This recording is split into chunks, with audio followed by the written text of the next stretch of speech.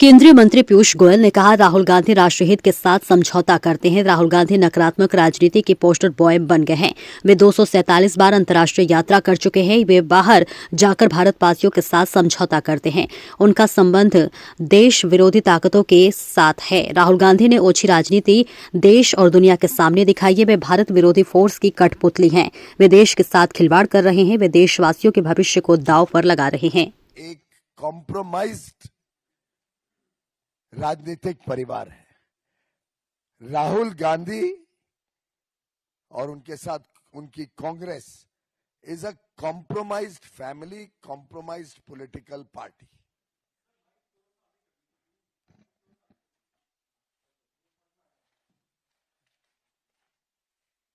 मित्रों,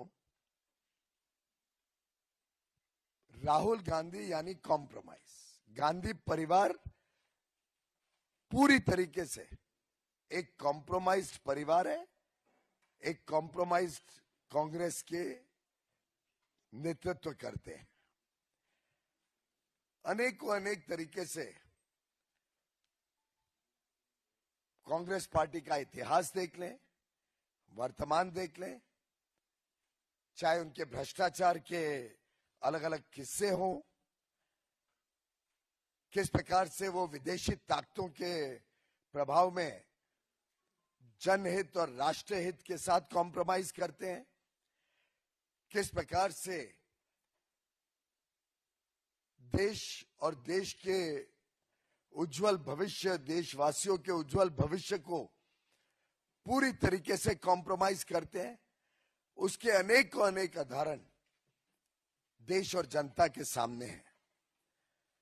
राहुल गांधी जी तो नकारात्मक राजनीति के पोस्टर बॉय बन गए। एक कॉम्प्रोमाइज राहुल गांधी 247 बार 247 टाइम्स विदेश यात्रा पे जाते हैं। जो येलो बुक प्रोटोकॉल है उसको नजरअंदाज करते हैं, उसको कॉम्प्रोमाइज करते हैं।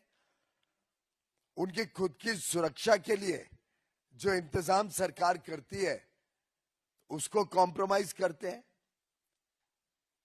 और बाहर जाके भारत और भारतवासियों के साथ कॉम्प्रोमाइज करते हैं। किस प्रकार के देश विरोधी ताकतों से उनका संबंध है ये तो आप सब जानते ही हैं। कैसे वो इल्हान उमार को, जो सोरोस का जोड़ीदार है, जॉर्ज सोरोस के साथ जिनके अवैध संबंध सामने आते रहते हैं, उनको मिलने जुलने का कार्यक्रम करते हैं।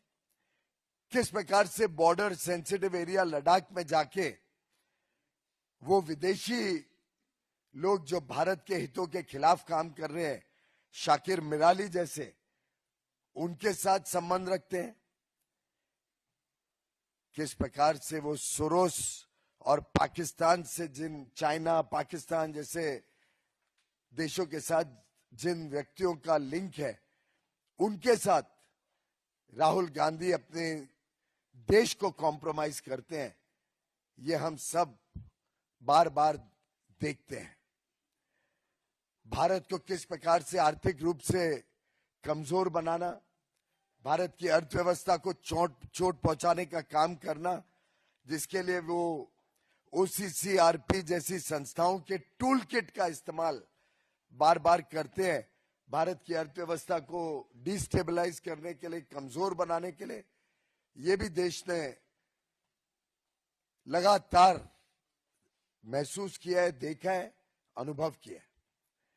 राहुल गांधी जी ने एक प्रकार से बड़ी ओछी राजनीति देश और दुनिया के सामने दिखाई है।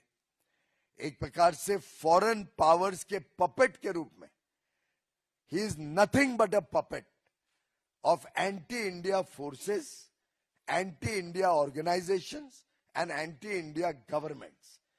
This is the compromised Rahul Gandhi and Gandhi family that we see today, whether in parliament, whether outside parliament, whether in a press conference.